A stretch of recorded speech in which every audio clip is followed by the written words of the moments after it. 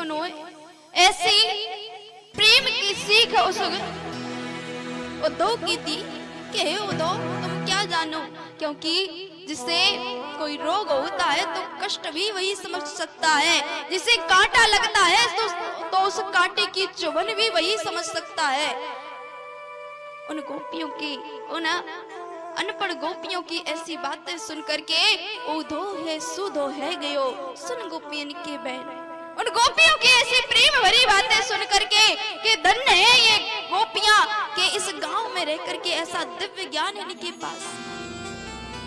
आज वो उद्धव जो ज्ञानी बन करके आज गोकुल में आया था ज्ञान का पाठ सिखाने के लिए, वो भी आज दंग रह गया उन गोपियों के ऐसे परम अटूट अनन्य प्रेम को देख करके। उद्धव गोकुल से लौटा, मथुरा पहुंच करके लाला को बताया कि लाला, जो तेरी गैयाएं हैं जिनका तू दुग्ध पान करता था, आज भी उनके नेत्रों से अश्रु बहे जा रहे हैं। मैया एक महल की कोने में टिक करके बैठ करके बराबर झरझर नेत्रों से अश्रु बहाती रहती है। और धन्य ही वो ब्रज की गोपियां, वो ब्रजबालाएं के जिसने तुमसे ऐसा अटूट प्रेम किया। पर हे कृष्ण, तूने उनके साथ अच्छा नहीं किया। वो तो निश्चल प्रेम करती थी तुझसे,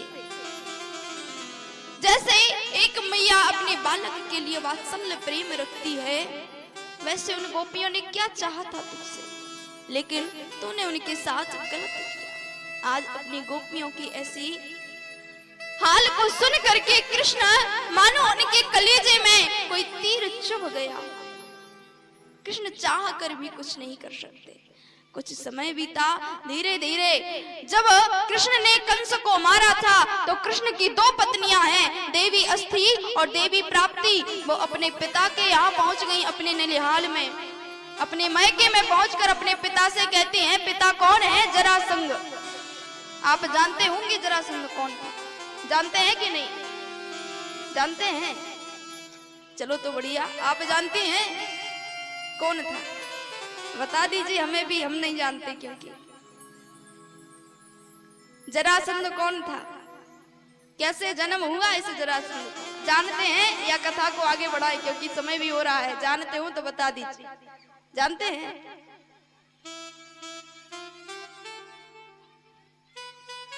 जरासंध एक राजा के यहाँ जन्मा था। दो पत्नियां थी, बालक नहीं हो रहे थे, तो एक संत ने आशीर्वाद दिया कि ले ये फल ले जाकर अपने दोनों रानियों, अपने रानी को खिला दे और बालक होगा। फल दिया था, एक रानी थी तो उन रानियों में इतना प्रेम था कि दोनों बहनों जैसा प्रेम था। वो कहती है बहन तू खा ले, वो कहती है बहन तू खा ले, तेरा हलाल होगा तो मेरा भी बालक होगा, मैं प्रेम कर लूंगी। लेकिन दोनों बहनें इतनी प्रेम रखती थी एक दूसरे में कि कहती हैं चलो आधा आधा खा लो, तो आधा आधा भी हम दोनों खाएंगी तो भी बालक हो जाएगा। और आधा आधा फल खाया तो फल स्वरूप दोनों को आधा आधा बालक ही जन्म दिए। एक धड़ एक रानी को, दूसरा धड़ दूसरी रानी को। जब राजा ने ऐसे बालक को देखा तो सोचे ऐसे बालक का क्या करूंगा, जाओ जाकर जंगल में फेंक दो, चील कौए के पेट का आहार ही बन जाएगा। फेंक दिया। वहां इस जंगल से एक जरा नाम की राक्षसी जा रही थी। उन बालकों को देखा, उसने अपनी तपस्या से, अपनी सिद्धि से उस दोनों बालक के जो दो धड़ थे उसको जोड़ करके एक बालक बना दिया और ले जाकर के महाराज को सौंप दिया कि लीजिए महाराज, ये रहा आपका बालक। उस राक्षसी का ऐसा काम देख करके महाराज भी प्रसन्न हुए और कहा, जब तूने मेरे बालक को जीवित किया है, इतना अच्छा स्वरूप दिया है, तो आज से इस बालक का नाम होगा जरासंध।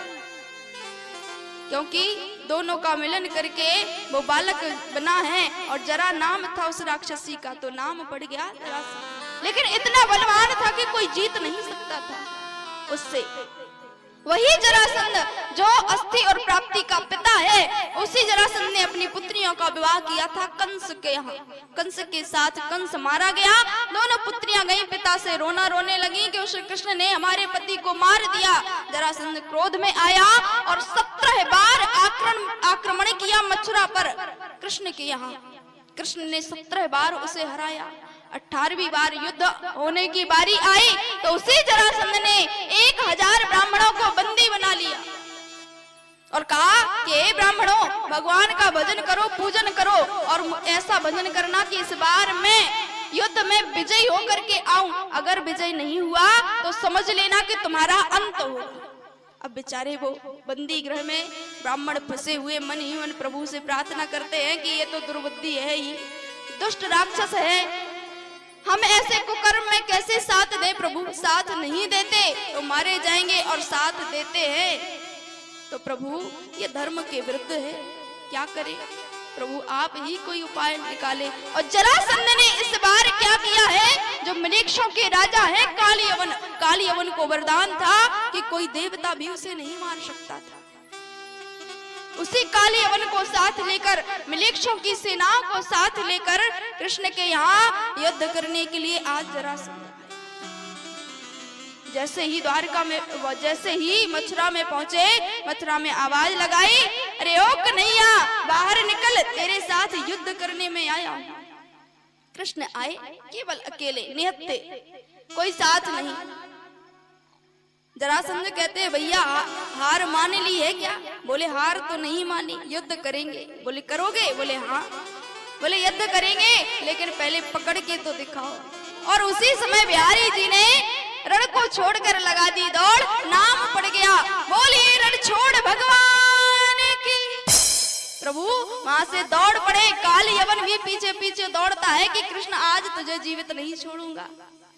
और श्री कृष्ण पहुंच गए एक गुफा में, जिस गुफा में महाराज मुचकुंद सोए हुए थे।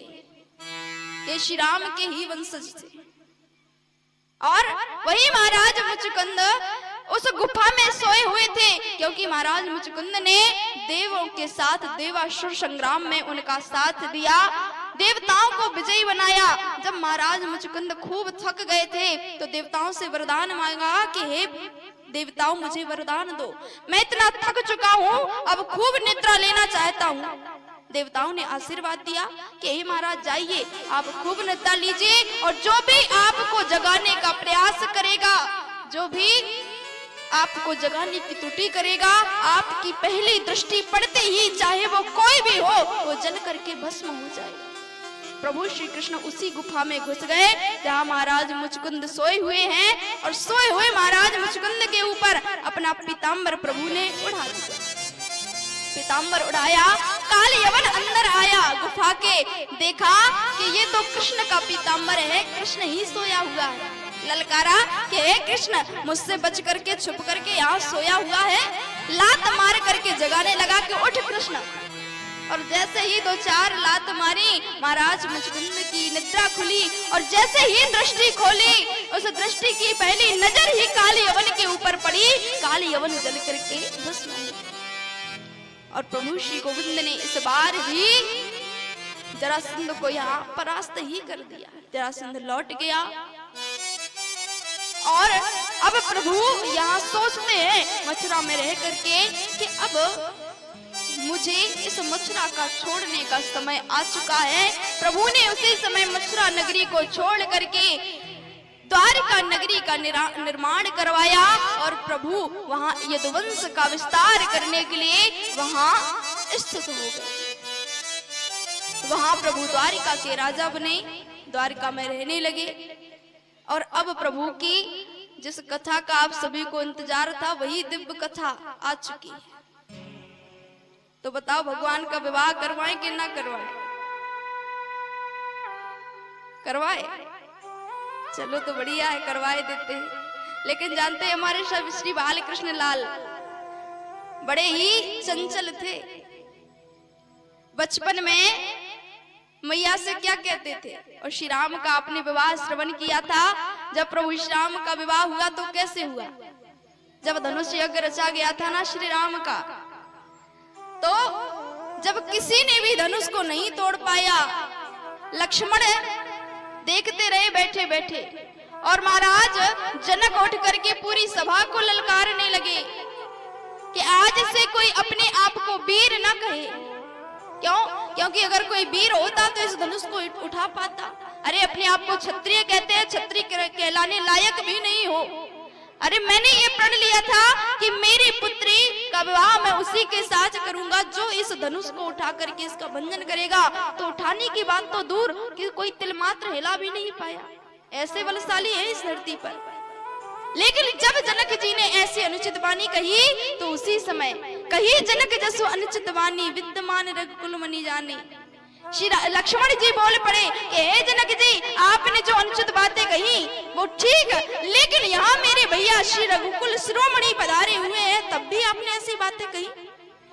अरे आप कहते हैं इस धनुष को, अरे कांचे घट जिमीदारों फोरी, मैं इस पृथ्वी को एक कच्चे घड़े के समान मसल सकता हूँ और इस धनुष को उठाकर पूरे ब्रह्मांड की परिक्रमा लगा सकता हूँ। आप तोड़ने की बात करते हैं। लेकिन प्रभु श्री राम ने उसी समय अपने भैया लक्ष्मण को सयन ही रघुपति लखन निवारे, सयन ही रघुपति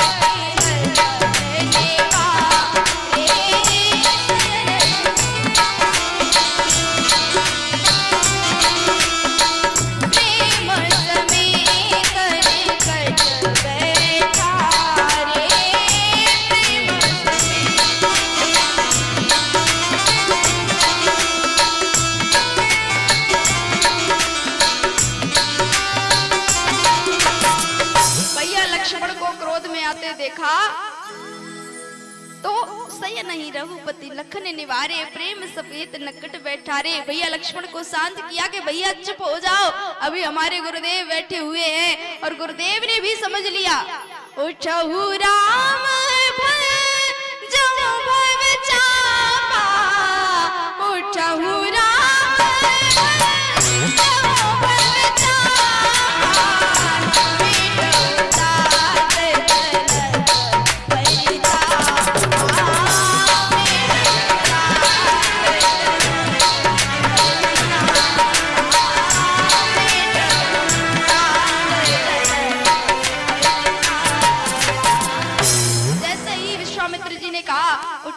भजो भव चापा, तब श्री राम कैसे उठे, बड़े सकुचा करके उठे, शर्मा करके।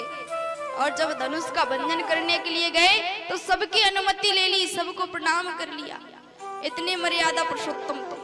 और इधर हमारे बाल कृष्ण लाल को देखिए, बचपन में ही क्या कहते हैं, मैया मेरो ब्याह कराए दे। माँ 4-5 वर्ष की उम्र में कहते हैं। और क्या कहते हैं कि मैया मेरो ब्याह करा दे। मैया कहती है कि लाला तेरो ब्याह कैसे करा दूं, तेरी ये चोरी की आदतें हैं, कई छोरी बारे ने तो पसंद ही ना आवे। काहे कि अगर कोई छोरी वारो अपनी बिटिया के लिए घर देखवे कि ताई आवे तो क्या देखे, सबसे पहले छोरा देखे कि वहां में कौन कौन से गुण हैं। और तेरी ये चोरी की ऐसी आदतें है कि पूरे ब्रजमंडल में तू सबसे ज्यादा प्रसिद्ध है, तो कोई अपनी छोरी को बता देगो। तो लाला कहते हैं मैया चल मुझे ना दे, पर हमारे बाबा को तो ब्रज में बड़ो नाम है, कोई भी हमारे बाबा के नाम पे अपनी छोरी को ब्याह दे। तो लाला कहते हैं कि मैया बात करना, कोई जुगाड़ बन जाए तो ब्याह करा दे। तो मैया कहती है ठीक है चल कोई जुगाड़ लगाऊंगी, पर बता तो कुछ छोरी कैसी चाहिए, कैसी छोरी से विवाह करेगी। श्री राधे हरिओम, श्री राधे इको। तो लाला कहते हैं कि मैया मेरो ब्याह कराए दे। कैसी छोरी, छोरी की भी डिमांड रखते हैं। क्या कहते हैं, गोरी गुणवारी हुई भूरी से बेचारी हुई, प्यारी नैने बारी बड़े गोप की लली, लली ढूंढ तेरी माया में कहा तेरो जाए। अरे मैया लली ढूंढ दे, बढ़िया गोरी सी हो, प्यारी सी हो, ऐसी लली को ढूंढ दे। और तेरो जाएगा काम मैया, तेरी तो सेवा होगी। लली ढूंढ तेरी माया में कहा तेरो जाए, झट दुल्हा बनाए बात मान ले भली, भले छोटे हाथन में चिर जाए दे, मेहंदी थोड़ी सी करवा दे, मेरो ब्याह मंगा दे, दुल्हन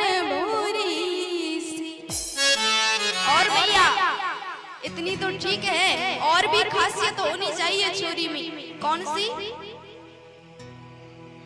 लली ऐसी ढूंढ लाए लहू गोद में उठाए, ऐसी छोटी सी लली ऐसी ढूंढ लाए लहू गोद में उठाए, और रूठ जाए तो मनाओ मन राखे बस।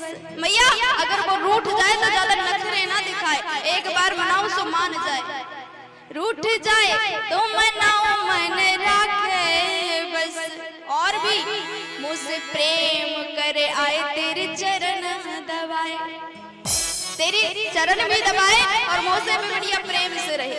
मुझसे प्रेम करे आए तेरे चरण दबाए, हौरे हौरे बतरावे आवे बोलन में रस। ऐसे मीठी मीठी प्यारी प्यारी बोले, और रसिका गगन श्याम किशोरी प्रीत बढ़ चकोरी सी, करवा दे मेरो ब्याह मंगा दे दुल्हन भूरी सी। मैया बोली ठीक है लाला, ये तो तेरी छोरी की डिमांड हो गई। अब बता, जब तेरो ब्याह हो तो तू मेरो एक लौतो लाला है, एक तू ही है। बाकी ब्याह करे के मेरी भी कछु सपने हैं, जैसे मैया बाप के सपने रहते अपने छोरा के ब्याह में।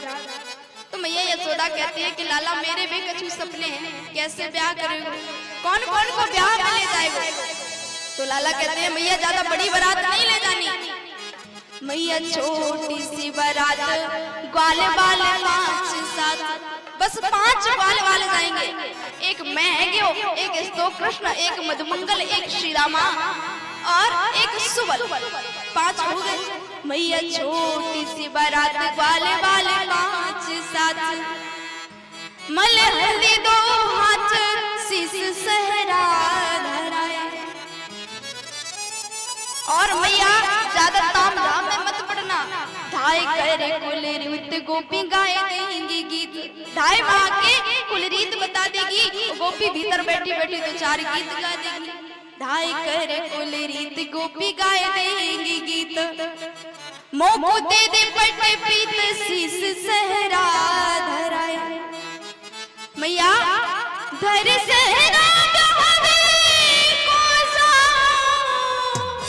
कछाए दे कछनी कोरी सी, करवा दी मेरो ब्याह मंगा दे दुल्हन भूरी सी। मैया बोली लाला तूने एक एक बराती को गिना दियो, पर तूने यह ना कही कि तू अपने दाऊ दादा को साथ ले जाओ। लाला करे मैया बाकी बात मत कर, वो ऐसो भैया है हमारो, तू बाकी बात मत कर। कहे लाला अपने भैया से काहे कौन सी दुश्मनी है? अरे मैया तू बात नहीं समझती। क्यों? क्योंकि हम नेक में देखने में कछु कारे, और हमारा भैया देखने में कछु गोरो, बढ़िया गोरो चिकनो है, और कहीं छोरी वाले ने वहाँ पसंद आ गया तो हमें कौन पूछे। और मैया दूसरी बात, ये ऐसो भैया है वो कहे कि मैया गोरी बाबा गोरो और तू कारो, पर मैं गोरो, तो तू मैया को लाला ना मैं लाला। और मैया ये भी छोड़, कहीं अगर मैं मंडप ताई बैठे हूँ, मंडप के नीचे भावरियां पड़ रही हूँ और ताई बैठे हूँ, तो पीछे से आके आने चिल्ला दियो कि लाला हाउ आ गो, तो तू तो जाने मुँह को हाउ देख कितना डर लगे। काहे कि ब्रज में हाउ किसको बोलते हैं? भूत। अब मैया मोह को भूतनी पिशाचनी से बड़ो डर लागे, और लाला अगर यहाँ पीछे से आके चिल्ला दियो कि हाँ भागो, तो मैं तो छोड़ के भाग जाऊंगा, यहाँ को ब्याह हो जाएगा। इसलिए मैया तू बाकी बात मत कर। मैया कोरी करे बात झूठे बलदाओ भ्रात, लेना जाओ बारात राख कबहू न मेल, मैं बात साथ लेके ना जाऊं। भैया बोले ठीक है भैया ना लेके जाना। फिर मैया कहती है ये बात बता, तूने जो ये अपनी पत्नी के लिए, अपनी बहू के लिए जो डिमांड रखी है, या ताई कोई छोरी है तेरे नजर में? तो लाला कहते हैं खेलने वादने घर आई। एक दिन बड़े भोरे भोरे अपनी 8 सखियों के साथ आई ना खेलने के लिए हमारे घर। बड़े भौरे भौरे। मैया बोली कौन? अच्छा वो चिकसौली की चित्रा। तो लाला बोले दत्त मैया तू भी की बात करे। अरे बादरी गूंगी बहरी मैं बात काय को क्या करूं? याद करना मैया खेलने वादने वो घर आई। मैया आई ना बात बड़ी अच्छी भोरी सी छोरी। कौन? अच्छा वो विशाखा। अरे मैया तू भी किसकी बात करे? वो दड़ी धींग दसोर सी और मैं तोरो छोटो सो पैरो सो नेक सो लाई कहते कई को ब्याह कर। भैया याद करना कौन सी? तो बड़े आराम से कहते हैं काहू की छोरी भोरी सी। भैया बड़ी भोरी सी छोरी। भैया बोली या ब्रज में तो खूब भोरी सी है पर तू बता तुमको कौन भोरी अच्छी लगी? तो कहते हैं श्री वृषभानु किशोरी सी।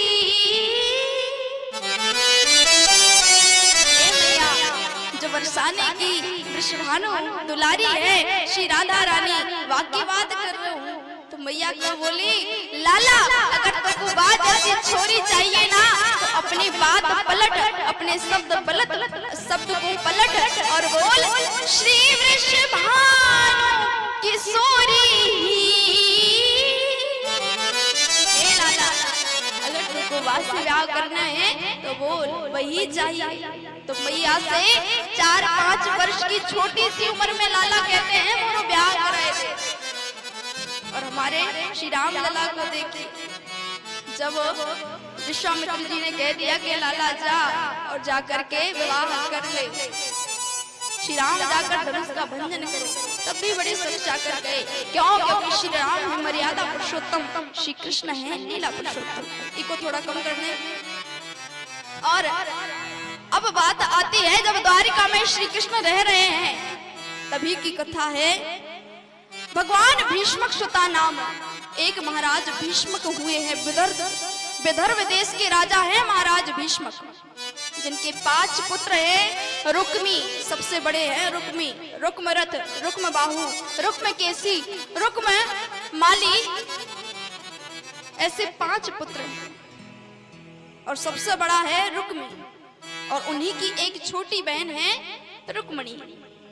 एक दिन की बात है कि महाराज भीष्मक अपने बड़े पुत्र रुक्मी के साथ बैठकर कहते हैं कि हे रुक्मी हमारी बिटिया रुक्मणी बड़ी हो गई है तो मैं सोच रहा हूँ वह को ब्याह कर दे। तो या से हमारी नजर में एक लड़का है कि जो द्वारिकापुरी के महाराजा हैं श्री कृष्णचंद्र, उनके साथ क्यों ना रुक्मणी का विवाह कर दिया जाए। तो रुक्मी कहता है कि अरे पिताजी आप उस रणछोर के साथ अपनी पुत्री का विवाह करेंगे जिसने अपने बचपन में चोरी के अलावा दूसरा कोई काम ना किया हो। अरे आप उससे विवाह करेंगे। मैंने रुक्मणी का विवाह तय कर दिया है और 2 दिन बाद मेरा मित्र शिशुपाल बारात लेकर के आएगा और उसके साथ विवाह होगा। ये क्लियर है, जाकर रुक्मणी को बता दो। रुक्मणी के पास खबर पहुंची। रुक्मणी ने सुना कि मेरा विवाह शिशुपाल के साथ हो रहा है। मन ही मन बड़ी दुखी हुई क्योंकि मन ही मन देवी रुक्मणी श्री कृष्ण को अपना पति मान बैठी थी। इसीलिए किसी से दुख ना बांट सकी तो अपनी भाभी के पास जाकर देवी रुक्मणी बताती हैं कि हे भाभी मैं मन ही मन कृष्ण को अपना पति मान बैठी हूँ पर भैया मेरा विवाह शिशुपाल के साथ कर रहे हैं, क्या करूं भाभी। तो भाभी कहती है रुक्मणी अभी भी समय है, तो एक पत्र लिख, अपने मन की इच्छाओं को वेदनाओं को लिख और लिख करके उन द्वारकाधीश श्री कृष्ण के पास भेज उस पत्र को, क्योंकि वो दयालु है, कृपालु है, सबके हृदय की जानते हैं। अगर तेरा प्रेम सच्चा होगा भगवान भी तेरे साथ होगा, वो आकर के तुझे अवश्य अपनाए। रुक्मणी ने तुरंत एक पत्र लिखा और श्रीमद् भागवत में वो देवी रुक्मणी का पत्र भी लिखा हुआ है। जो भी इस रुक्मणी जी के पत्र का जाप करता है, जो भी पाठ करता है, जिन कन्याओं के विवाह में दिक्कत आती है, इनका विवाह नहीं होता, तो नियमबद्ध जो इस रुक्मिणी जी के पत्र का पाठ करे तो उस कन्या का विवाह बड़े ही जल्दी जो उसके लिए सुयोग्य वर होगा उसके साथ संपन्न होगा, ऐसा श्रीमद् भागवत में लिखा है। तो रुक्मिणी जी ने वो पत्र लिखा और पत्र लिख करके अपने गांव के अपने महल के पुरोहित जी को दिया। रात्रि ही पुरोहित जी ने कहा द्वारिका पहुंचा दिया। बड़े दरबार में श्री कृष्ण चंद्र बैठे हुए हैं। जैसे ही पुरोहित जी आए उनका चरण वंदन किया और भरी सभा में वो श्री कृष्ण वो पत्र पढ़ने लगे। जैसे ही उस पत्र को पढ़ा श्री कृष्ण ने एक क्षण भी देर नहीं की और उसी समय रथा आरूढ़ हुए प्रभु श्री गोविंद और निकल पड़े विदर्भ देश की ओर। क्योंकि भोर होने से पहले श्री कृष्ण को मैया गौरी के मंदिर पहुंचना है, जहां देवी रुक्मिणी अपनी सखियों के साथ भोर में पूजा करने के लिए आएंगी। उसी समय श्री कृष्ण निकल गए। भोर होने से पहले वो विदर्भ देश पहुंच गए।